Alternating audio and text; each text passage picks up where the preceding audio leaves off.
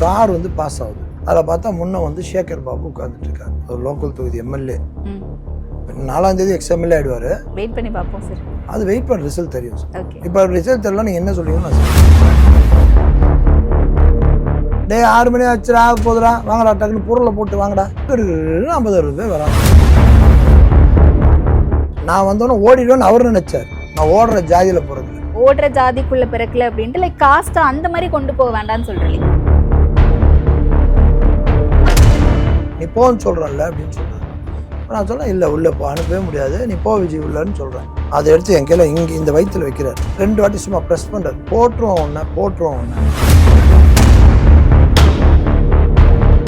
ஏய் போடுடா, போடுறான், போடுயா, போடு. ஒருமையிலே சொன்னீங்களா நீங்க? ஒருமையிலே தான் சொன்னேன். கெட்டவனுக்கு என்னைக்குமே நீ ஒருமை கிடையாது, தப்பா கூட பேசணும். சென்னையில ஒரு பகுதியில மாவட்ட செயலாளராகவே இருக்காரு திமுகவுக்கு. அவரை ஏன் சார் பணம் கொடுத்து வித்ட்ரா பண்ண சொல்லணும்னு நினைக்கிறீங்க? அந்த தொகுதியை ஒருத்தர் பயத்துல வச்சிருக்காரு. உள்ள போய் போட்டுருமா விசிலுக்குன்னு சொன்னா உள்ள போயிட்டு விசிலுக்கு தான் போடுவேன்றாங்க. 3000 ரூபா கொடுத்துட்டு ஓட்டு வாங்குறாங்க. அது வந்து வருஷம் 5 வருஷத்துக்கு தராங்களா? இந்த தேர்தலில் தாவேக்காவினர் கொடுக்கவே இல்லைன்னு சொல்ல முடியுமா உங்களால? ஒரு வாக்குக்கு 500 ரூபாய் கொடுத்தாங்க. எந்த தொகுதி? மாதவரம் தொகுதியில. நீங்களே பாத்தீங்களா? அதுக்கு நாங்க என்ன பண்ண முடியும் மேடம்? தெரியாத விஷயத்துக்கு நான் எக்ஸ்பிளனேஷன் கொடுக்க முடியும்.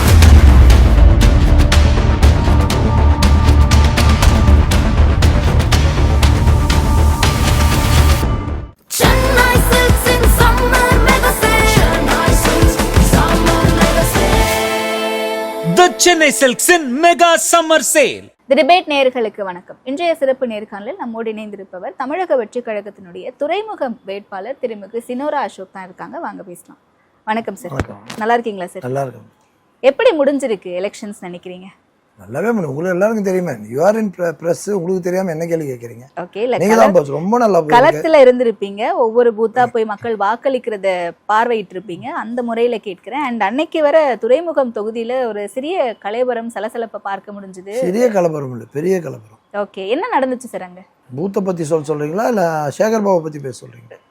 முதல்ல என்ன பிரச்சனை நடந்துச்சு அப்படிங்கறத பேசிட்டு அதன் பிறகு பூத்துக்குள்ள போலாம். தளபதி அவர்களை நிக்க வச்சது அதெல்லாம் உங்களுக்கு தெரியும். ஆமா ஆமா. அது என்ன, அவரை எதிர்த்து யாரும் வந்து 25 வருஷம் பிம்பம் அவரை யாரும் பேசக்கூடாது, கடவுள் அவர் யாரும் பேசக்கூடாது, எதுவும் பண்ணக்கூடாது, அந்த மாதிரி இருக்கிறவர். அப்போ வந்து நாங்கள் ஈவினிங் ஒரு 5 o'clock அங்கே வந்து எல்லாம் ரவுண்ட்ஸ்லாம் முடிச்சுட்டு எங்கெங்கே பூத் கேப்சரிங் நடக்குது அதுக்கு ஓடிக்கிடி முடிச்சுட்டு வந்து எங்கள் ஆஃபீஸ்க்கு வாசலில் வந்து நிற்கிறோம். எங்கள் ஆஃபீஸில் வந்து இருக்கோம், நான் எல்லாரும் தொண்டர்கள் நிற்கிறோம். அப்போ ஒரு கார் வந்து பாஸ் ஆகுது. 2345 இல்லைன்னா 1234 ஏதோ ஒரு வண்டி, இனோவா சில்வர் கலர் வண்டி, டிஎம்கே இது போட்டது வருது. அதில் பார்த்தா முன்ன வந்து சேகர் பாபு உட்காந்துட்டு இருக்கார், அவர் அமைச்சர், ஒரு லோக்கல் தொகுதி எம்எல்ஏ. 4ஆம் தேதி எக்ஸ்எம்எல்ஏ ஆயிடுவாரு. இப்போ எம்எல்ஏ. வெயிட் பண்ணி பார்ப்போம் சார். அது வெயிட் பண்ண ரிசல்ட் தெரியும் சார். இப்போ ரிசல்ட் தெரியல, நீங்கள் என்ன சொல்றீங்கன்னு நான் செய்கிறேன். கார் போகுது, பாஸ் ஆகுது. போனவர் எங்களை கிராஸ் பண்ணி நிற்குது. சும்மா ஜாஸ்தி 10 feet 20 feetல போய் வண்டி நிற்குது. வரார், அப்படியே நேராக வந்து எங்கள் ஆஃபீஸ் வந்து வாசலில் நிற்கிறார். வாங்கி வந்து ஏன்னா பெரிய ரவுடியா, போட்டு பார்த்துக்கலாமான்னு கேட்குறாரு விஜயகுமார். ரவுடியா, போட்டு பார்த்துக்கலாமா? என்ன வார்த்தை எனக்கு புரியல. போட்டு பார்த்துக்கலான்னு என்னது? ஒரு அமைச்சர் ஓகே போட்டு பார்த்துக்கலாமான்னு கேட்குறாரு. அப்போது பாருங்கள், இந்த விஷயம்லாம் வந்து நாங்கள் பூத்தில் போகும்போதோ ரோட்டில் போய் கிராஸ் பண்ணும்போதோ கேன்வசிங்கில் கிராஸ் பண்ணும்போது பேசுறதுன்றது வேறு. அது எமோஷனலாக பண்ணுறதுன்றது வேற, பிளான்டாக பண்ணுறது வேற. அது ஒரு பிளான்டு சினாரியோன்னு சொல்ல வரீங்களா? சொல்ல வரீங்க இல்லைங்க. எங்கள் இடத்துல கிராஸ் பண்ணி போய் நிறுத்தி இறங்கி எங்கள் ஆஃபீஸ்க்கு வரோன்னா அது பிளான்டு தானே. ஓகே, எதுக்கு பார்த்துக்கிறோம், கோவத்தில் சண்டை போட்டுக்கிறோன்றது வேற. மேபி நீங்க அந்த இடத்துல நின்றுட்டு இருந்ததுனால அப்படி சடனா கிராஸ் பண்ணி போகும்போது திரும்ப வந்திருக்கலாம்ல. எனக்கு என்ன நடந்துச்சுன்னு தெரியாது, நீங்க சொல்லிதான் நான் கேட்டுட்டு இருக்கேன். நீங்க சொல்ற பிரகாரமே நான் போறேன். ஓகே, போனவர் அவர் மொத்தம் வந்தா நீங்க சொல்றது பார்த்தோன்னு வந்து வராருன்னு அர்த்தம். ஓகே, கார் அங்கே நிற்கிது ஒரு 5-10 minutes. அதுக்கப்புறம் குடி பசங்க வராங்கன்னா யாரோ ஃபோன் பண்ணி கூப்பிடுறாங்கல்ல ஒன்று. அப்போ பிளான்டா இல்லையா? ஓகே, புரியுது.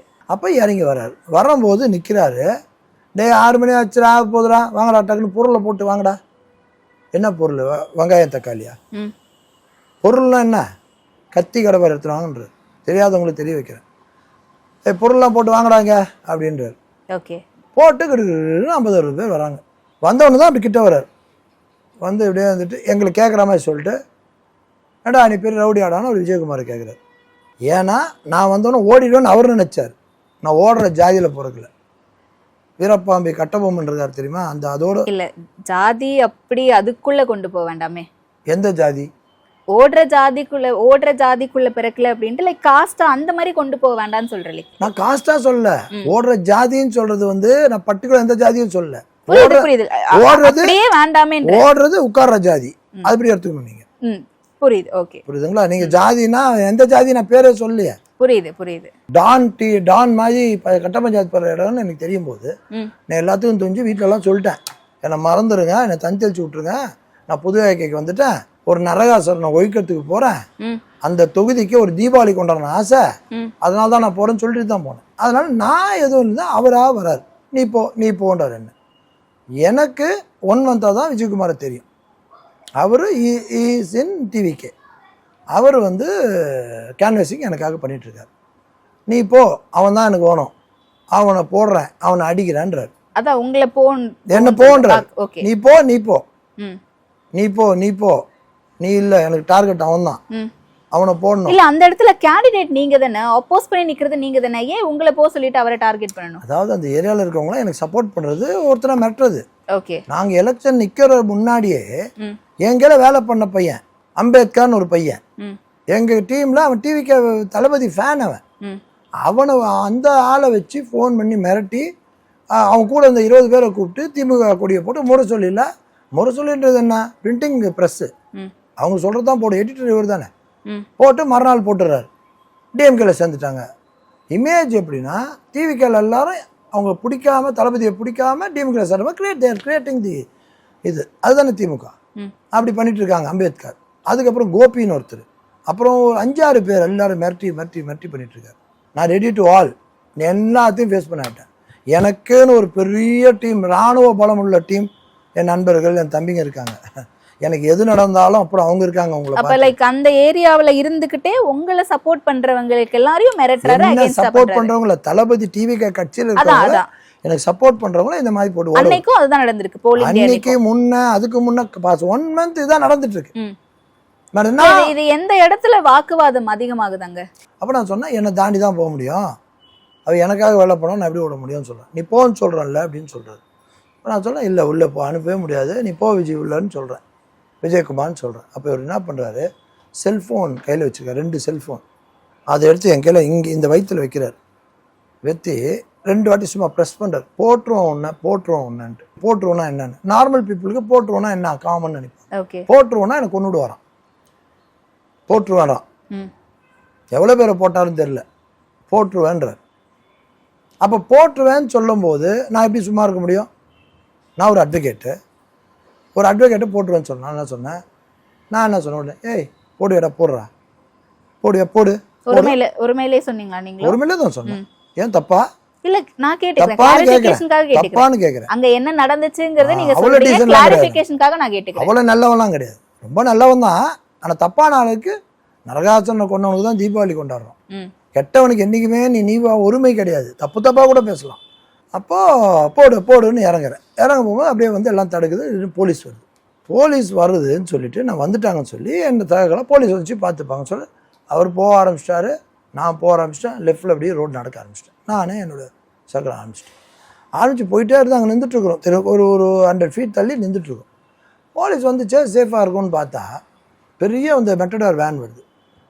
வேன் வந்தால் உள்ளேருந்து கை காமிக்கிறாங்க, நான் கை காமிக்கிறாங்க. 4 பேரோ 3 பேரோ அவர் பார்த்ததில்ல. யாரான்னு பார்த்தா அந்த விஜயகுமார் கூட இருந்தாலும் அவர் ஒருத்தர், இன்னொரு அட்வொகேட் ஒருத்தர் உள்ளேருந்து கை கேட்கும். எட்டி பார்த்தா இவங்க நிற்கிறாங்க. சார் என்ன இவரை பிடிச்சிருக்கீங்க? அடிக்க வந்து கரெக்டாக பண்ணது உள்ளே வந்து அவங்க உள்ளே அடித்தாங்களா போனால் எனக்கு தெரியாது. உள்ளே வந்து அவங்கள பிடிக்க தான் போலீஸை கூப்பிட்றோம். அவங்கள பிடிக்கணும், இல்லைன்னா அவங்கள துரத்தணும், இல்லை எங்களை துரத்தணும். அதை விட்டுட்டு 4 பேர் வராங்களான்னு சொல்லி பிளாக் பண்ணேன். போலீஸ் ஸ்டேஷன் பிளாக் பண்ணி முதல்ல இறக்குன்னு சொல்லிட்டு இறக்க விடலன்னு சொன்னோன்னே போலீஸ் ஃபுல் சப்போர்ட்டுங்க அவங்களுக்கு. இதுக்கு பேக்கப் ஃபுல்லாக போலீஸ் தான் காரணம். நான் கடுமையாக கண்டனம் தெரிவிச்சுக்கிறேன் போலீஸ்க்கு. நான் இப்போ சொல்கிற போலீஸ் நல்ல போலீஸ் அங்கே இருக்கும். அங்கே மனவர்த்தப்பட்டு என்ன இவ்வளோ அராஜகம் பண்ணுறான்னு இந்த ஆள் அப்படின்னா எண்ணம் இருக்கும். ஆனால் ஒன்றும் பண்ண முடியாது. மேல் ஆஃபீஸர் சொன்னால் செஞ்சாகணுன்றது தான் செஞ்சாங்களே ஒழிய மனசார சொல்கிறேன் 95% 98% ஆஃப் அந்த போலீஸ் மனசார செஞ்சுருக்க மாட்டாங்க. அவர் வந்து சேகர் இப்படி கண்ணு காமிக்கிறாராம் போலீஸ்க்கு. உடனே தான் லட்சி ஏற்றுறோம். யார் யார் காமிச்சா அடிச்சு ஏற்றுறோம். இவங்களுக்கு தெரியாது இல்லையா, போலீஸ்க்கு அவர் யார் நம்பாளுன்னு தெரியாது. இவங்க தான் அடையாளம் காமிக்கிறாங்க. காமிச்ச உடனே அடிக்கிறாங்க. டிவிக்கெல்லாம் ஃப்ரெஷ்ஷு பார்ட்டி, அவங்களுக்கு எஜுகேட் பண்ணணும். எவ்வளோ ஸ்ட்ரெஸ்ஸில் இருக்கணும். அதுவும் வந்து ஏன் தொகுதி டி நகர், இங்கேருந்து நான் அங்கே போய் நின்று ஒரு நரகாசுரனை பார்த்து எடுத்துட்ருக்கிறேன். அப்போ எவ்வளோ ஸ்ட்ரெஸ் இருக்கும்போது பாருங்கள் என்னோடய மனநலம் எப்படி கொண்டது பாருங்கள். இந்த ஆர்ஓ வந்தாங்க, டிஸ்குவாலிஃபை பண்ணணும்னு சொல்கிறேன், நீங்கள் லெட்டர் கொடுங்க, I will take the action சொன்னாங்க. ரொம்ப ப்ளசண்ட்டாக நான் அந்த ஆர்ஓவை பொறுத்த வரைக்கும் ஒரு இஷ்யூவும் கிடையாது. ஃபரிதா பானு மேடம் நல்லா நியூட்ரலாக இருந்தாங்க. She never support them or me அப்படின்னு இருந்தாங்க. ஆரம்பத்திலே பார்த்தீங்கன்னா லாஸ்ட் டைம் வினோத் செல்வம்னு ஒருத்தர் இருந்தார். அவருக்கு எதிர்த்த வினோத் பி செல்வம்ட்டு 3 பேர் ரெடி பண்ணியிருக்காங்க.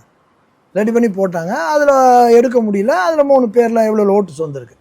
இப்போ நாளைக்கு 1 ஓட்டு 2 ஓட்டில் தோக்குற மாதிரி கூட வரலாம். அந்த ஸ்டேஜ் சொல்லி இப்போ அந்த நிலைமை இல்லை. இப்போ நம்ம லீடிங்கில் ஜெயிக்க போகிறோம். புரியுது. அப்போ அந்த மாதிரி இருக்குமோன்னு ஆரம்பத்தில் இருக்கிறனால நான் என்ன பண்ணேன்னா, அதை ரிமூவ் பண்ணுறதுக்காக நான் as advocate I argued with the RO.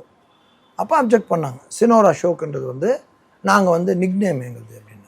நான் சொன்னேன் நிக்நேமே போட முடியாது. சைதை துர்சாமின்றது நிக்நேம். சைதைன்றது நிக்நேம். அவர் நின்றது சா துர்சாமி பேரில் தான் நின்றார். எம்ஜிஆர்ன்றது தான் எல்லாருக்கும் தெரியும் இல்லையா, எம்ஜி ராமச்சந்திரன் யாருக்கு தெரியாது. ஆனால் அவர் நின்றது எம்ஜி ராமச்சந்திரன் பேரில் தான் நின்றார். அது ராயபுரம் மனோன்றவர். ராயபுரம் மனோ தானே தெரியும், மனோகரன்னா யாருக்கு தெரியாது. அவரே வந்து ஆர் மனோகரன் தான் போட்டு கொடுத்துருக்காரு. அப்போ நிக்நேமே யூ காண்ட். இது எந்த சினோரான்றது பரம்பரையாக இருக்கிற விஷயம். அதை வந்து நிக்நேமாக, அதாவது என்னை யூஸ் பண்ண வேறு சின்னவரா இருந்தால் என் கம்பெனி நேமாக இருந்தாலும் நான் கெசட்டில் மாற்றி எல்லாத்துலேயும் மாற்றிட்டேன். ஓட்டர் ஐடி கார்டுலேருந்து, பேங்க்லேருந்து, பாஸ்போர்ட்லேருந்து எல்லாத்துலேயும் மாற்றிட்டேன். I am correct. அப்போ ஆர்ஓக்கெல்லாம் ஃபைட் பண்ணி சின்னவரை வைக்க முடியாது இந்த ரீசன்லாம் சொன்ன உடனே அங்கே ஓப்பன்லேயே சொன்னாங்க அசோகா மாற்றிடுவோம். எஸ் அசோக், பி அசோக் ஒன்று, ஐ அசோக் இது ஒன்று மாத்திரன்னு சொல்லிட்டு நாங்கள் வந்த பிறகு பார்த்தா ஆன்லைனில் வந்து சின்னவர் அசோக்னே இருக்குது. திரும்பி மறுநாள் அட்வொகேட்ஸ் அமிச்சு என் ஜூனியர்ஸ் அமிச்சு கேட்டேன், நீங்கள் ஓப்பனில் வந்து சின்னவரை எடுத்துட்டேன்னு சொன்னீங்க, நான் இருக்கேன்னு சொல்லிட்டு. இல்லை சார் ஒரு சின்ன கன்ஃபியூஷன் நிக்நேம் வைக்கலான்னு சொல்கிறாங்க, அது இல்லைன்னு சொல்கிறாங்கன்னு சொல்லி நான் ஐஏஎஸ் எல்லாம் கன்சல்ட் பண்ணி டிசைட் பண்ணுறேன்னு சொல்லி எல்லாம் கன்சல்ட் பண்ணாங்க. கன்சல்ட் பண்ணி கடைசியில் லாஸ்ட்டில் வி ஹவ் சக்சீடட். சினோராவை தூக்கி பண்ணிட்டாங்க. ஓகே. அது முதல் தோல்வி to Sekar Babu. Okay. But ஆனால் கேன்வாஸ் பண்ண ஆரம்பிச்சதுலேருந்து நீங்கள் சொல்லக்கூடிய ஒரே விஷயம் பூத் கேப்சர் பண்ண ட்ரை பண்ணிட்டு இருக்காங்க அப்படின்னு சொல்லிட்டு, இது வந்து தேர்தலுக்கு முன்னாடியும் சொன்னீங்க அண்ட் தேர்தல் அப்போ இந்த பிரச்சனை நடக்கும்போதும் நீங்கள் ப்ரெஸ் அட்யூஸ் பண்ணும்போது இந்த வார்த்தையை சொல்கிறீங்க, பூத் கேப்சர் பண்ணுற ட்ரை பண்ணாங்க அப்படின்னு சொல்லிட்டு. வெளியிலேருந்து லேடிஸ் வர வச்சுட்டு இல்லை எலெக்ஷன் கமிஷனுக்கு தெரியாமல் இவ்வளவும் இப்படி நடந்திருக்கும்னு சொல்லுவேன். சொல்கிறேன், எனக்கு கேள்விப்பட்டதானே சொல்கிறேன். நான் பார்த்து தான் விட மாட்டேனே, நேராகவே சண்டை போடாலும் அது பார்த்தா விட்டுருவேனா, கேள்விப்பட்டது சொல்றேன். வந்து வெறும் செவிவழி செய்தி தானே சார், அது ப்ரூவ் பண்றேன். வந்திருக்கு எப்படி பண்ணாங்கன்னு சொல்றேன், அதுக்கு தெரிஞ்சுக்கணுன்றதுக்காக சொல்றேன். 2000 பேர்கிட்ட இறக்கிட்டு அந்த லேடி வந்து அந்த ஓட்டர் ஐடி வாங்கியிருக்காங்கல்ல, உங்க நேம்ல இருக்க ஓட்டர் ஐடி இன்னொரு லேடி வாங்கிக்கிறாங்க. அவங்க இப்போ நீங்கள் ஏதோ ஒரு கட்சிக்கு போடுற மாதிரி இருக்கீங்க, அவங்க உள்ளே போவாங்க.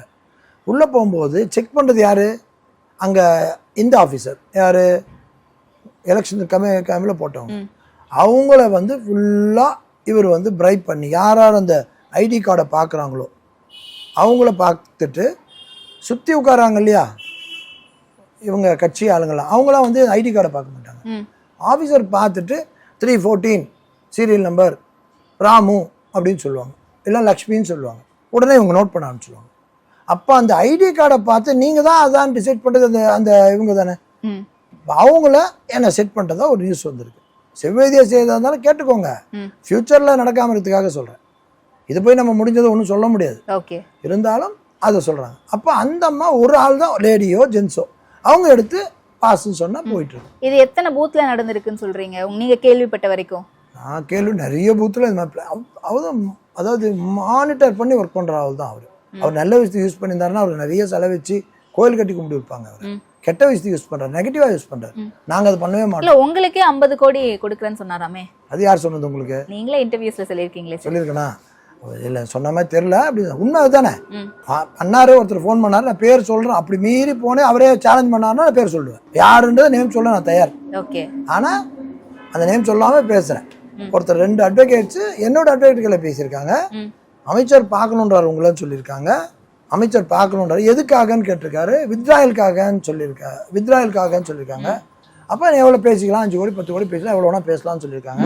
நான் இப்போ சொன்னால் 1000 கோடி வந்தாலும் வேணாம்னு சொல்லிடுங்க, நீ துப்பாக்கி வச்சு நட்டாலும் வாய்ப்பு இல்லைன்னு சொல்லுங்கன்னு சொல்லிட்டேன். ஒரே இதில் முடிச்சுட்டேன். ஏன் அதை ட்ராக் பண்ணணும்னு முடிச்சுட்டேன். ஒரு கேண்டிடேட் கையில் பேச நாகரிகமா? ஃபர்ஸ்ட் எலெக்ஷன் வந்து ஜெயிச்சுக்கோ, பூத்தை இது பண்ணுறது, பனிமனை போட்டால் பிளாக் பண்ணுறது, என்ன அராஜகம். இந்த மாதிரி அராஜக தொகுதி தமிழ்நாட்டில் பீகாரமாக இருக்க ஒரே தொகுதி வந்து துறைமுகம். ஆனால் ஒரு சிறிய தொகுதி, வாக்காளர்களும் ரொம்ப கம்மியாக இருக்காங்க. இப்போ அவருக்கு ஒரு 6 தொகுதிகள் கொடுத்து நீங்கள் பார்த்துக்கங்க அப்படின்ற ஒரு பொறுப்பு கொடுத்துருக்காங்க. சிட்டிங் அமைச்சராக இருக்காரு, திரும்பவும் வேட்பாளராக நிற்கிறாரு, ஒரு செல்வாக்குடைய பர்சன். சென்னையில் ஒரு பகுதியில் மாவட்ட செயலாளராகவே இருக்காரு திமுகவுக்கு. அவரை ஏன் சார் உங்களை பணம் கொடுத்து வித்ட்ரா பண்ண சொல்லணும்னு நினைக்கிறீங்க? எங்க செல்வாக்குன்ற வார்த்தையே தப்பு. நீங்க செல்வாக்குன்றது என்ன? நல்ல பேரோட செல்வாக்கு, கெட்ட பேரோட செல்வாக்குன்றது. அந்த தொகுதியை ஒருத்தர் பயத்துல வச்சிருக்காரு. நான் எல்லா களத்துல போய் ஒரு தெருவா போனேன், அதை வச்சு சொல்றேன். உள்ள போய் போட்டுருமா விசிலுக்குன்னு சொன்னா உள்ள போயிட்டு விசிலுக்கு தான் போடுவேன்றாங்க, விசிலுக்கு தான் போடுவேன்றாங்க. என்ன பயந்து போய் சொல்றாங்க? பயம்தான். அந்த தளபதி படத்தில் ஒன்று வரும், பயம் ஒன்று. இந்த எங்கே பார்த்தாலும் பயம். இப்போ அன்றைக்கி எலெக்ஷன் நடக்கிற அன்றைக்கி நாங்கள் வெளியே நின்றுட்டுருக்கோம், பூத்தில் நல்லா சுற்றிட்டுருக்கோம். சத்யா நகர்னு ஒன்று இருக்குது, அங்கேருந்து கால் வருது, சேகரவா வந்துட்டு போனால் ஒரே இதாக இருக்குன்ட்டு வெட்டுவேன்னு சொல்லிட்டான்னு சொல்லிட்டு ஓடி போனால் செக்ரட்டரியேட் ஆப்போசிட். ஆமாம், சத்யா நகர். அங்கே போனால் ஃபுல் போலீஸ் நிற்குது. அங்கே ஒரு பையன் மீசி அப்படி முறுக்கியிருக்கான், அவன் ஒய்ஃபோட நின்றுக்கிட்டு. உடனே 20 பைக்கில் வந்துட்டு உன் தாடியை வச்சு மூஞ்சியே மாற்றிடுவேன், வெட்டிடுவோம் உன்னை, 6ஆம் தேதிக்கு அப்புறம் பாரு, 4ஆம் தேதிக்கு அப்புறம் பாரு, வெட்டுவேன்னு சொல்லி அந்த அம்மா ஓன்னு அழுது. என்ன இவ்வளோ தூரம் கட்சிக்கு வச்சுருக்காங்க இப்படி பண்ணாங்கன்னு சொல்லி நான் போகிறேன். அப்போ என்னை கேண்டிடேட் போகக்கூடாதுன்றாங்க. எனக்கு கேண்டிடேட் நீங்கள் போகக்கூடாது, நாங்களாம் போகிறோன்னு என் கூட இருக்கவங்க சொல்லுவாங்க. அப்படியே நான் சொன்னேன், எம்எல்ஏக்காக நான் வரல, எனக்காக உழைச்சவங்க இருக்கும்போது அவங்களுக்காக நான் போகணுன்றதுக்காக நான் ஸ்பாட்டில் போய் போலீஸ் எல்லாம் கேட்டு, என்ன நீங்கள் இருக்கேன் சோமோட்டோ எடுக்க வேண்டியது தானே, வெட்டுவேன் குத்துவேன்றது என்ன அராஜகம், பப்ளிக்கில் ஒரு ரூமில் போய் வெட்டுவேன் குத்துவேன்றது வேறு அப்படி சொல்கிறாரு. ஆமாம், அந்த ஸ்பாட்லேயே அவ்வளோ மேட்டல் எல்லாம் முடிஞ்சு போய் ஃபைனலில் தான் ஆட்டை கட்சி மாட்டை கட்சி ஃபைனலாக எங்ககளை வந்தார். அப்போ தான் மனிதநேய ஜனநாயக கட்சி வாசல் நிற்கும் போது தான் இது வந்து நடக்குது. இந்த இஷ்யூலாம் அந்த இடத்துல தான் உங்களை செல்போன் வச்சு குத்தி போட்டுருவேன் இதே வேர்டு தான், போட்டுருவேன். பட் இதெல்லாம் தாண்டி எலெக்ஷனும் முடிஞ்சிருக்கு, அவர் செல்ல போட்டுருவேன்னு சொன்னாரா? சொல்லுங்க. அதான் எலெக்ஷன் முடிஞ்சிருக்கு, இதெல்லாம் கடந்து ரிசல்ட்டுக்காக வெயிட் பண்ணிட்டு இருக்கோம். பட் இந்த இடைப்பட்ட நேரத்துல வாக்கு சதவீதம் அதிகரிச்சிருக்கிறதையும் நம்மளால பார்க்க முடியுது கடந்த தேர்தல்களை விட. இந்த முறை உங்க தேர்தலில் அதிகரிச்சிருக்கக்கூடிய வாக்குகளுடைய எண்ணிக்கை என்ன, பெர்சன்டேஜ் என்ன, அதை எப்படி புரிஞ்சுக்கலாம்? பாசிட்டிவா புரிஞ்சுக்கலாம்? பாசிட்டிவ் தாங்க. எப்பவுமே எலெக்ஷன் ஸ்ட்ராட்டஜி அப்படின்னா, அதாவது எலெக்ஷன் வந்து பல வருஷங்கள வெறுத்து போய் கிடக்குறாங்க ஜனங்க, யாருமே போகிறது இல்லை. காரணம், யார் வந்தாலும் இதான் நடக்க போகுன்ற மைண்ட்ல இருக்கும்போது இன்ட்ரெஸ்ட் இல்லாமல் இருந்தாங்கன்னா நோட்டா கொஞ்சம் போட்டு பார்த்தாங்க, எதுவுமே மாறலன்னு வெறுத்து போயிட்டாங்க. இந்த நேரத்தில் தளபதி வந்தனால ஏதோ மாற்றம் கிடைக்கும், ஒரு பிடிச்சி நடக்காதா? ஏன்னா 67 அண்ணா புரட்சி வச்சு தான் வந்து காங்கிரஸை மாற்றினார், 77 எம்ஜிஆர் வந்து புரட்சி நடந்தது, அதுக்கப்புறம் ஒரு புரட்சி வந்து இப்போ தான் நடக்குது. பல வருஷங்களுக்கு 39 வருஷம் கழிச்சு 3000 ரூபா கொடுத்துட்டு ஓட்டு வாங்குறாங்க. அது வந்து வருஷம் 5 வருஷத்துக்கு தராங்களா? இந்த தேர்தலில் தாவேக்காவினர் கொடுக்கவே இல்லைன்னு சொல்ல முடியுமா உங்களால்? 0.01% கொடுக்கல. அதுவும் பர்டிகுலர் என் தொகுதியில ப்ராமிஸ் பண்ண முடியும். ஓகே, புரியுதுங்களா? உங்க தொகுதியில நீங்க கொடுக்கலன்னு சொல்லலாம், மற்ற தொகுதியில கொடுத்தாங்க, யாருமே கொடுக்கல. அதே மீறி யாராவது ஒருத்தர் செஞ்சு, இப்போ நாங்கள் நம்பி போட்ட ஒருத்தர் தான் ஒருத்தர் விலை போய் வாங்கிட்டாரு, ரிட்டர்ன் வாங்கிட்டாரு எடப்பாடியில். அதுக்கு நாங்கள் என்ன பண்ண முடியும் மேடம்? சொந்த அண்ணன் தம்பிகள் நடமுறை காலத்தில் 230 தளபதி. சில தொகுதிகளில் தாவேக்காவினரும் பணப்பட்டுவாடா செய்திருக்காங்கன்ற செய்திகளை பார்த்து, அது கூட செய்தி நீ கேட்டோமா அப்படி இருக்கலாம். என்னுடைய தொகுதிகளை தாவேக்காவினர் வந்து கொடுத்ததை நான் பார்த்தனே. ஒரு வாக்குக்கு 500 ரூபாய் கொடுத்தாங்களே. எந்த தொகுதி? மாதவரம் தொகுதியில. நீங்களே பாத்தீங்களா? நீங்களே பாத்தீங்களா? என்னோட ரிலேட்டிவ் அந்த தொகுதியில இருக்காங்க, நான் அங்க அவங்க வீட்டுக்கு போயிருக்கும் போது வந்து கொடுத்துட்டு போனாங்க. நான் சொல்றதுன்னா நீங்க சொல்ல உண்மையா இருந்தா அது தெரியாது, அது எந்த கேண்டிடேட் தந்தாங்களா எல்லாம் ஒன்று சொல்லலாம், ஆப்போசிட் காரங்க கொடுத்து கூட அவங்க கொடுத்தா சொல்லலாம், அதெல்லாம் எனக்கு தெரியல. தெரியாத விஷயத்துக்கு நான் எக்ஸ்பிளனேஷன் கொடுக்க முடியும். என்னோட நம்பிக்கை அப்படின்றது வந்து இது. இல்ல மேடைகள்லயுமே பிரச்சாரங்களை வந்து ரொம்ப விகரஸா இருந்தது நீங்க பார்க்க முடிஞ்சது. ஏன் அவ்வளவு விகரஸா பண்ணணும்? அண்ணன் பொண்ணு டாக்டர் கார்த்திகா அவங்க பேம்லெட்டை பர்மிஷன் வாங்கிட்டு 2 பேர் இங்கே ஒரு பாரதின்னு இருக்காங்க, அவங்க பொண்ணோட வீடு வீடாக போய் கொடுத்துட்ருக்காங்க. அங்கே ஒரு கதிரன்ற ஒரு திமுக பிரதிநிதி 10 பேர் 20 பேரை கூப்பிட்டு போய் ஒரு 29 வயசு ஒரு லேடி பொண்ணை மிரட்டுறாரு. நீ ஏன் இங்கே வர, உன் தொகுதி எங்கே, இங்கே இவர் யார் பட்டா போட்டு கொடுத்தாங்களா? அப்போ ஒரு பெண்களுக்கு எப்படி பாதுகாப்புன்றது? எப்படி போய் கத்தி வச்சு குத்தினா தான் பாதுகாப்பு, செயினை போட பாதுகாப்பு. ஒரு லேடிஸு கேன்வஸ் பண்ண உரிமை உண்டா இல்லையா? அவங்கள எதுக்கு போய் 20 பேர் அட்டாக் பண்ணோம்? அந்த விஷயத்துக்கு நான் வந்து மேடையில் ஏறி நான் எமோஷன் மிரட்டாங்க, என் பொண்ணை மிரட்டாங்கிறது. அது கூட நாகரிகம் கருதி தான் நான் என்னோட ஃபேமிலி பொண்ணுன்றனால தான் கம்மியாக பேசினேன். இதே என் டிவிகேல இருக்கிற யாராவது குழந்தைய பண்ணியிருந்தாங்கன்னா இன்னும் விக்ரஸ் ஆகிருப்பேன். ஓகே, ஆனால் எஸ்ஐஆர் தாக்கம் தான் அதிகமா இருக்கு, மாற்றம்லாம் மக்கள் விரும்பல அப்படின்ற ஒரு வாதம் இருக்கு. அவங்களுக்கு என்ன சொல்லுவாங்க? வாதம் மேடம், நான் யதார்த்தமாக இருக்கிறத பேசுவேன். இப்போ நீங்கள் சொல்லும்போது உங்களுக்கு நேரவே கவுண்டர் பண்ணுறேன். எனக்கு மனசில் என்ன இருக்கோ அதான் பேசுவேன். எனக்கு போய் பேச வராது. நான் சேகர் பாபு சொன்னதை வந்து இன்னும் திரும்பி திரும்பி ஏற்றி 4 சேர்த்து சொல்லலாம்ல, அந்த பழக்கம் எனக்கு கிடையாது. ஒரு பர்சன்டேஜ் சொல்கிறோம், ஒரு 10 பேர் இருக்கோம்னு வச்சுக்கோங்களேன். அந்த 10 பேரில் 4 பேர் வந்து இறந்து போன ஒருத்தர் இருப்பான், ஒருத்தன் டபுள் ஓட்டர் இருப்பான், எல்லாம் ஓட்டு ஊரில் இருப்பான், வராமல் இருப்பான், 4 பேர் இருப்பான். இவங்கெல்லாம் நீக்கிட்டு இதில் இந்த 4 பேர் இருப்பான், 6 பேர் தான் ஓட்டு போடுவாங்க. அப்போ ரெக்கார்டில் வந்து 10 பேர்னு இருக்கும், ஓட்டர் லிஸ்ட்டில் 10 பேர்னு இருக்கும். நான் உங்களுக்கு புரியறதுக்காக ஷார்ட்டாக சொல்லுவேன். அந்த 10 பேரில் ஓட்டு விழும்போது உங்களுக்கு 3 ஓட்டு விழுதுன்னு வச்சுக்கோங்களேன். How many percentage? 10க்கு 3 விழுது உங்களுக்கு எவ்வளோ பர்சன்டேஜ்? 30%. எஸ்ஐஆருக்கு அப்புறம் அந்த 4 பேரை தூக்கிடுறாங்க. யார் இறந்து போனவன் எல்லாம் தூக்கிடுறாங்க. மீதி 6 பேர் தான் இருப்பாங்க. அதே 6 பேருக்கு உங்களுக்கு 3 ஓட்டு விழுது. எவ்வளோ பர்சன்டேஜ்? 50%.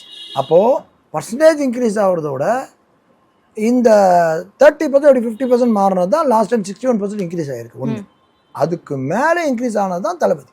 ஓகே, உடனே 50% இன்க்ரீஸ் ஆச்சு. இல்ல அது உங்களுடைய தொகுதியில எப்படி இம்பாக்ட் ஆயிருக்கு? 100% நீங்கள் நல்லா இன்க்ரீஸ் ஆயிருக்கு. நல்லா இன்க்ரீஸ்.